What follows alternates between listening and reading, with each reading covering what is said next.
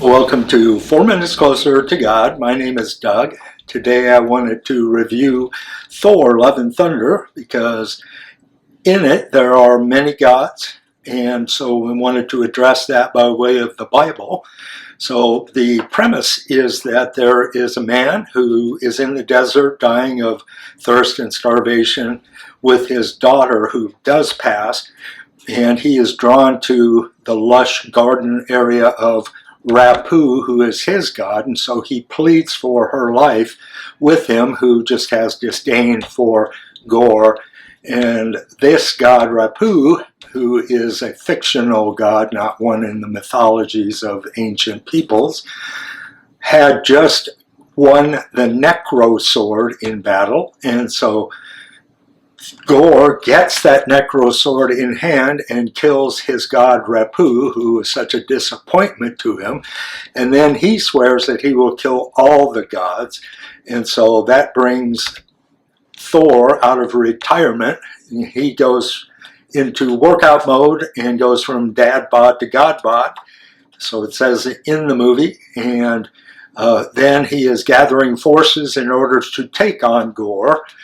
Well, he has his allies in the Norse mythology. So he has his father Odin, who died by this time, his brother Loki, and then his mother Frigga, and Brunhild, who is the Valkyrie he works with there. And so all these are part of the pantheon of the Norse mythology. And when we go into Omnipotent City, where the gods are gathered, we will see there the stadium filled with different gods from all sorts of different cultures, some that exist and some that don't. So in that, played for humor, we have Bao the dumpling god, which is quite humorous there. And also we have other gods who do exist in the pantheons of, for example, ancient Greece. We have Zeus, ancient Egypt. We have Bast, which is a god that represents Wakanda, and all this other stadium full of gods who we can find represented in the Bible. And so I will explain that in a moment. Zeus is in charge of the whole thing, and so he doesn't like Thor's plea to gather gods to take on Gorr, because Zeus is afraid of Gorr, and so he, in humorous moments, is well played by Russell Crowe with some ambiguous or unascertainable accent, but it's quite lively. And so of all the gods there, we have these pantheons that represent the polytheism of different cultures. So in the Bible, where does this come from? So we have Genesis 6, 1-4, that says, "When men began to multiply on the face of the earth, and daughters were born to them, the sons of God saw the daughters of men were beautiful, and they took to themselves as many as they chose. So the Lord said, my spirit will not contend with man forever, for he is mortal. His days shall be 120 years. The Nephilim, or giants, were on the earth in those days, and afterwards as well, when the sons of God and daughters of men had relations, and they bore children who became the mighty men of old, men of renown." And so we have sons of God who are fallen angels cohabiting with human women and creating this half-breed Nephilim giants. And so when God is in heaven, he operates in a council the way the polytheistic gods did as well.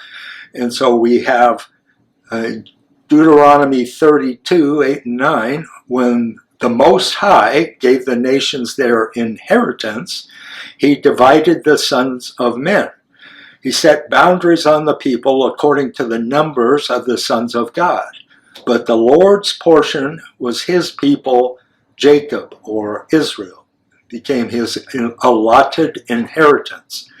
So the sons of God took the peoples that are shown in Genesis 10, and there are 70, 26 from Noah's son Shem, 30 from Noah's son Ham, and 14 from Noah's son Japheth. And these were born after the waters of the flood subsided. And the number 70 then is mentioned many times in a matter of how many nations would be established from that, controlled by these various gods.